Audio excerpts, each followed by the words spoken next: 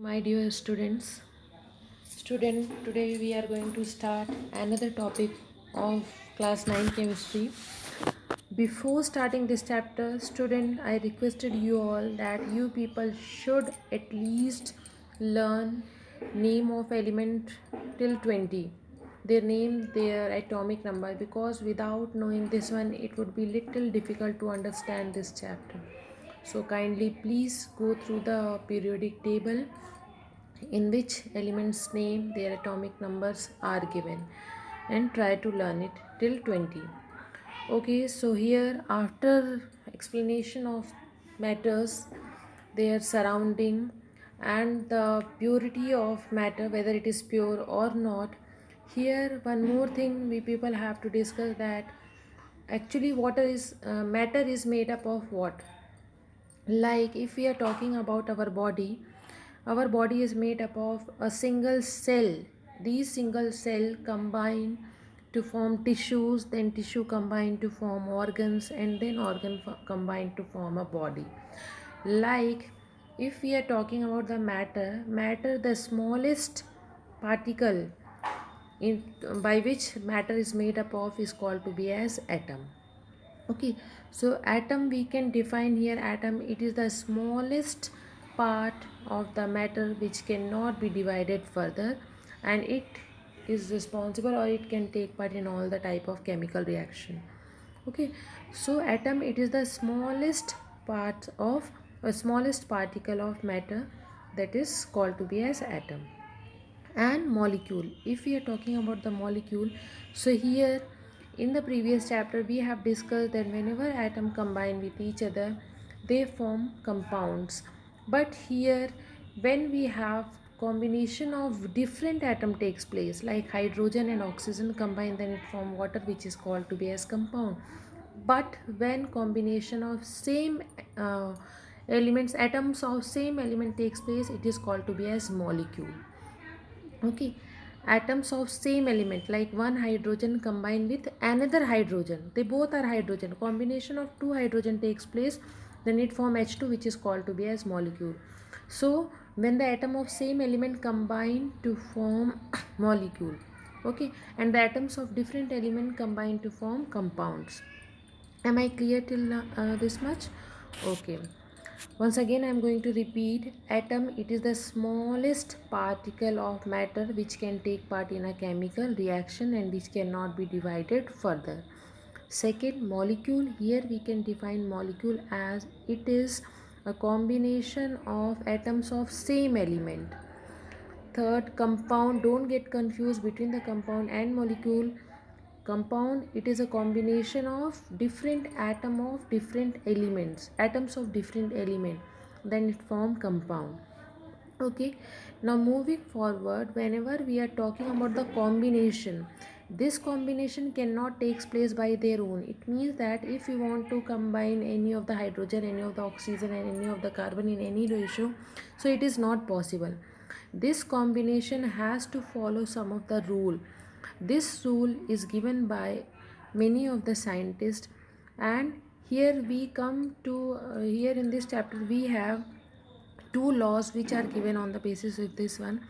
The law which tells about the combination or chemical combination of atom or molecules is called to be as law of chemical combination.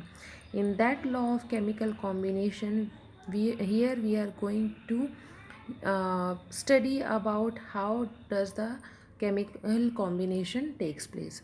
Okay, so in this law, various type of laws or various type of theories were given by many of the scientists, but in this chapter we have only two laws that we have to be discussed, that is law of conservation of mass, second, that is law of constant proportion. So first we will be discussing about law of conservation of mass. This law of conservation of mass is given by a scientist called Antony Lavoisier in 1774. This scientist is also called to be as father of chemistry. Okay, this is very important thing that you people have to know. Scientist who discover and who is called to be as father of chemistry. The name of this one is Anthony Lavoisier. This Anthony Lavoisier has given the law which is called to be as law of conservation of mass. We can define this law of conservation of mass as the total mass of the product in a physical change or a chemical reaction is equal to the total mass of the reactant that have combined. Okay, here the meaning of this one is that whatever the amount of reactant we have taken for the reaction, same amount of product should be formed. Okay, means if we have taken 10 gram of reactant, then same 10 gram of product should form. If we have taken 20 gram of reactant, same amount of product should form. It means not a single amount is to be lost. Here we can also define this law of conservation of mass, that the mass can neither be created nor be destroyed in a physical or in a chemical change. It can simply transform from one form to another form. Simply their form is going to change. Like we know that energy, we have different form of energy. It get converted from kinetic energy to potential energy, and then electrical energy, then mechanical energy. Here the form of energy is going to change, but actually it cannot be created or it cannot be originated from anywhere. It is already existing in our atmosphere. Simply the form of this one we are going to change from one form to another form. That is called to be as law of conservation of mass. It means that energy can never be created, never be destroyed. It can simply transform from one form to another form. Okay, once again I am going to repeat this one, that whatever the amount of reactant we have taken for the reaction, same amount of product should be formed after the reaction. See, here we have few of the example of this one. On the basis of this chemical reaction, see, in a reaction 4 gram of sodium carbonate were reacted with 10 gram of hydrochloric acid. We have 4 gram of sodium carbonate react with 10 gram of hydrochloric acid. Total of this one, that is 14 gram. After reaction, this one is going to form sodium chloride solution plus carbon dioxide. Again, whenever we are taking or measuring the weight of the product which is formed after the reaction of sodium carbonate and hydrochloric acid, so here the mass is 11.5, that is the mass of sodium chloride, and mass of carbon dioxide, that is 2.5, equal to 14 gram.